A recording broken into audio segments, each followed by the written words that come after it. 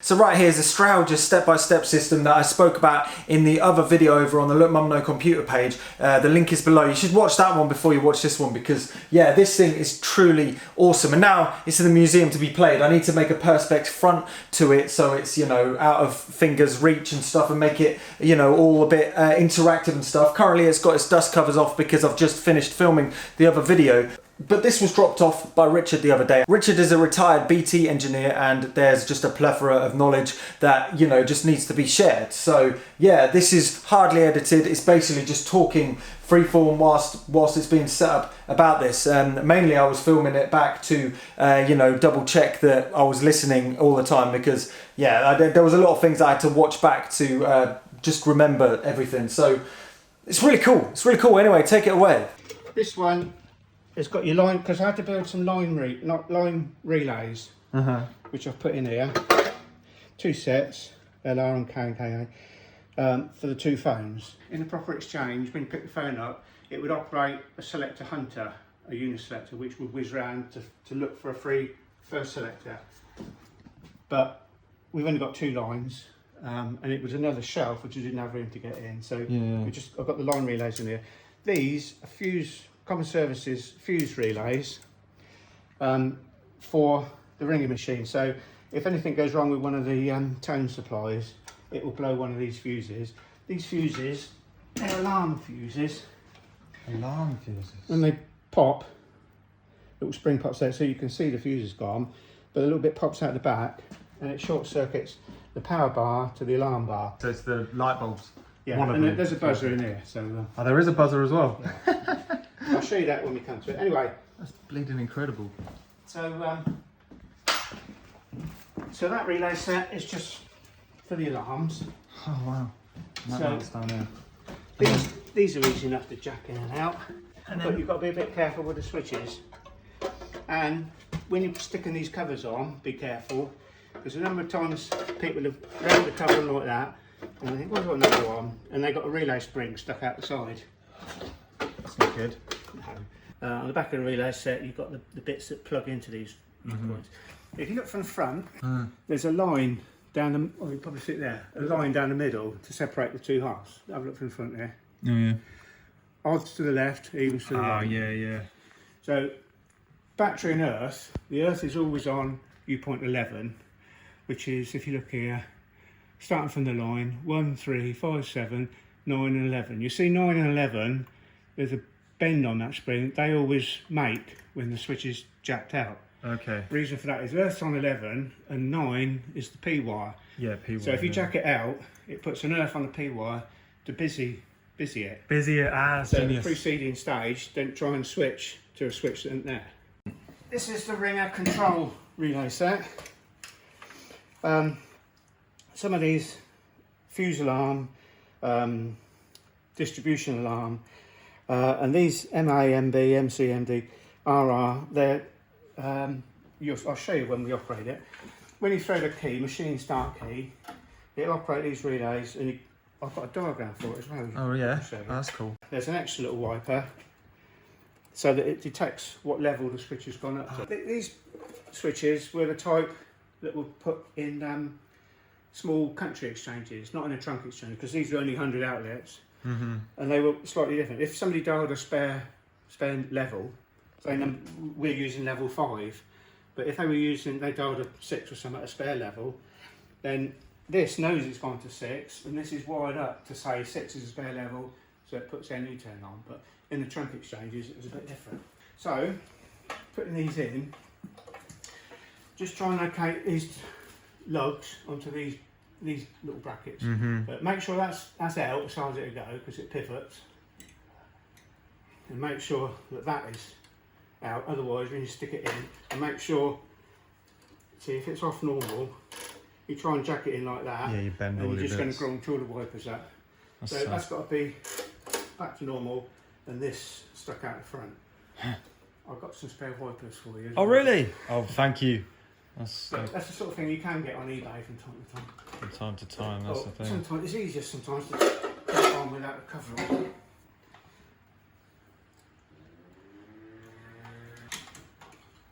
That in there like that. So it's located in the bottom. Get that in there like that. and then that's it. Now then, you can see there's a little spring in there, so you've got to push it down, swivel it in. Now you've got to get this in between those two little springs. Can you see them there? Ah, yeah. I've got a torch somewhere. That's a good sandwich. They go each side of these contacts. You hold on to that a minute. Okay. So you've got to fiddle this in so that goes. Oh, it's a fiddly one, isn't it? Yeah. But once it's like in, that. it's in. See? Yeah. Now this is down the bottom of the shaft, and that's on the standing on the bottom contact. So I'll tell you about this in a minute. If we go up to the first, we'll go up to the 5th level. That's got to be adjusted so that it's in the centre of that contact. You see? Oh, I see. Yeah, okay. It's a bit of calibration. 2, 3, 4. And you have to do this every time you pop. Well, just check it. Just double check, Yeah. yeah. Because if it's not in And if we fully. swap places, you can see where the wipers, I've got them on the 5th level. Chose that because it's in the middle, so if you adjust it on level 1, it might not be an adjustment on level 10. Okay. But if you set it on 5, then that's a sort of average. So you've just got to make sure that they go in like that centrally, so you haven't got one wiper blade going in like that and the other one stuck out. You know, Sure. It's got to be centrally. And then when it's on the first contact, like that, it's got to sit in the centre of the contact. Mm-hmm. And the only way of setting that is slackening off these bolts with that spanner, and that's loose on the shaft then, so you can position it where you want. How often do they tend to go out? Not really, no. Yeah. It's more likely to give trouble because of somebody poking it rather than... Yeah, which won't happen hopefully. Unless somebody might. These test jacks, so you've got 2 rows of test jacks, and they number 1 to 6, 7 to 12, and then there's 13 and 14 and a lamp in there. That's just parked in there, and this one, the green one, sits there. That's the release of the switch goes through that. So, and this one is fused. It is the fuses. So we're on shaft D. That's D1. So this is the fuse that's feeding this position, feeding this switch. So if the alarm goes, it's a fuse. You just look along here, and you see, oh, D1, that's blown. So there's a problem with that switch. Yeah, okay. And sometimes it's possible if the wipers aren't in adjustment that it's going to get stuck. As it's dropping down this side and then back up, it could get stuck into the bank and it won't release. If that happens, the rotary magnet is held operated and they burn out after a while, so we have to bring up an alarm. It's a delayed alarm, comes up after about 10 seconds or so. So I'll show you. I'll simulate, turn it a minute. Simulate that it's stuck somewhere. Switch the machine on. Counting now. When it gets to 10, you operate another relay. Oh, nothing already. You can switch the buzzer off. You think, what's going on here? Oh, it's a release alarm. Oh, this switch is off normal. Just to show it wasn't a fluke.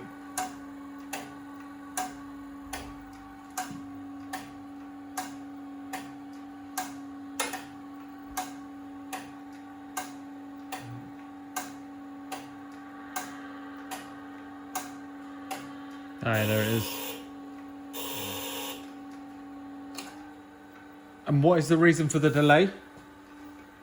Because sometimes the switch might just be slow.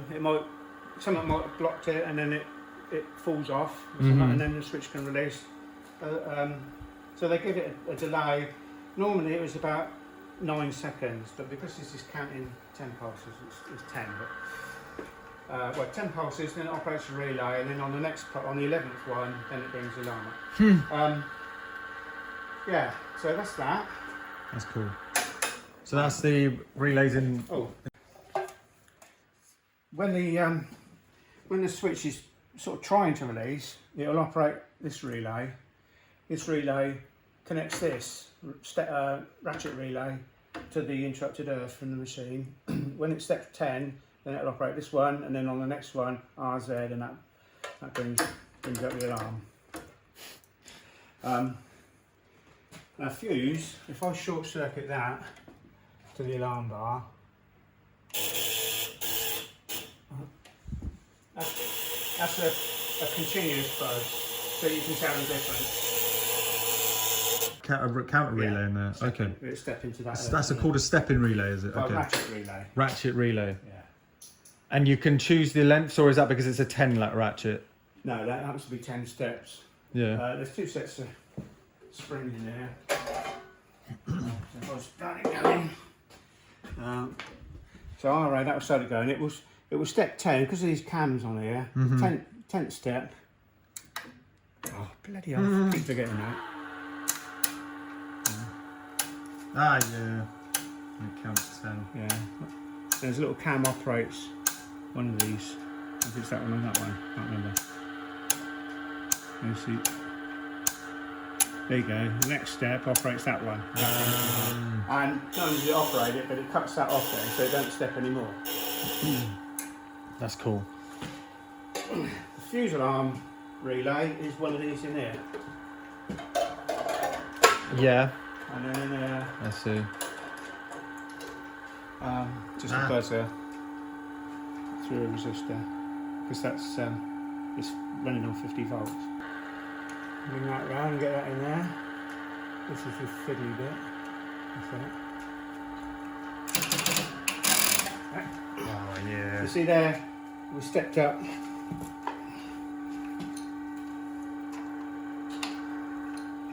We'll step up to 8. That's a spare level, so we got a new tone tree. Oh, you got it. Oh yeah. And when it releases, it drives around the bank, down, and then back across. Okay. Yeah, that's the bit that jacks into the viewpoint. See, sometimes it can be a bit stiff to get in.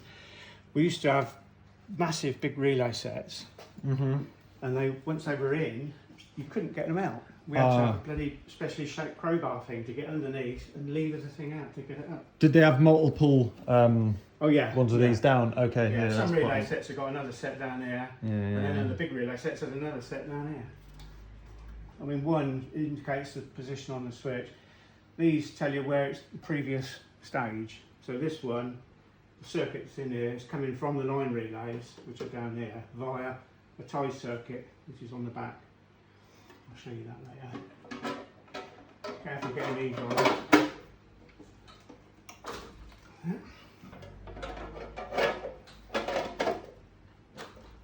On set, we've got a bit more work to do than a group selector.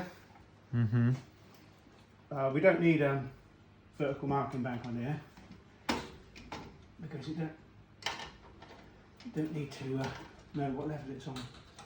So,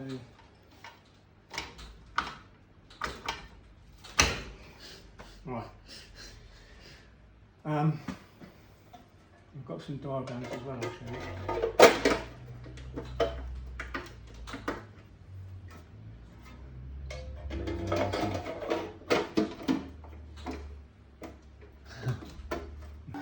So the line relays have operated, connected this line through to the first selector, and it's seized. You can see by the little light. Normally only the first selector's had a light on, but to make it a bit more interesting to see what's going on, I've put lights on all these as well. The reason for the light was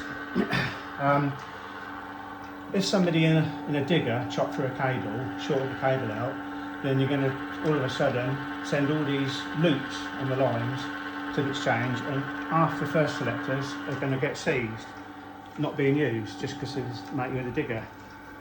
So if you get a certain percentage of these lights come on, then it'll bring up an alarm, and then somebody will have to go and look at it. But it just shows that switch has been seized. So we're going to dial 57862. So if I dial a 5, you'll see that one step up to level 5, and then it's going to hunt over the contacts on level 5, looking for a free second selector, which is this one. And then 7 on here, 9, 7.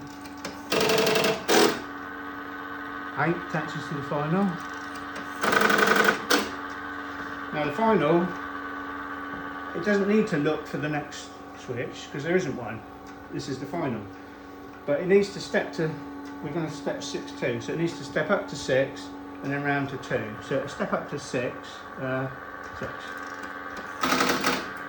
And then it sits there. Did that go in 6? I don't think it did. No, I don't think it would have fallen. And again. Oh, something's sticking on that one. Sounds a bit funky. Time for some quick repairs, calibration.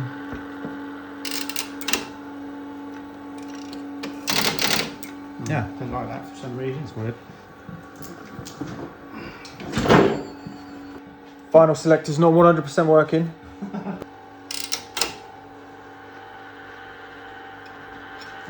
Let's clear that down a minute. Wow. Huh. This is where this comes in handy. Ah, yeah. And 6.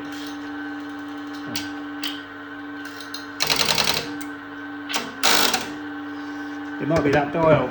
To be honest, you know, the first time you pulled the cover off, Yeah. it went to 4 and then it had a slight pause and went a bit funny for a second. Right. You might have knocked whatever was the problem out of it. Okay. Yeah. Alright. 6. Hey. 2. So now we can sleep on it. Hello. Hello. Oh wow, that is incredible. If you hang on, it's the cooling customer that controls the cool. So it all holds up because you can be locked up now. If I don't clear down, then you're locked up. So when you clear down first, when I clear down, then it all goes. And this one, we can call the other way. Oh yeah. Damn, that's amazing. 5, 7, 8, 4, 9. 5, 7, 8, 4. Uh-oh. What's wrong with that?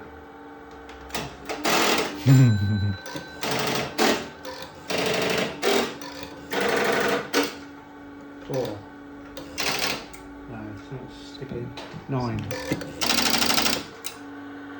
Just calling someone else. Got grandma going, hello? Hello. That's incredible. So yeah, just a little bit of a teething ones. 4. See, it's all right in this dial. 4, 9. Oh, let's see. 6, 2. Yeah. I mean, in a trunk exchange, these switches are going continuously. And so as soon as they drop out, they're seized by another call. And there's not just 5 of them, there's thousands of them. And you know, sometimes in some areas you need ear defenders on. Yeah. Can you hear it from out? Would you have been able to hear it from outside of the building? Yeah, probably. Really? Okay, I'll show you some of these other phones. Right. Here we have. This is your lubrication set. That's like a cool Some paintbrushes. Oil bearing, that's just a thin. Get them out of the way. That's just a thin machine oil. That's the same. This is the good stuff. Oil dag, which is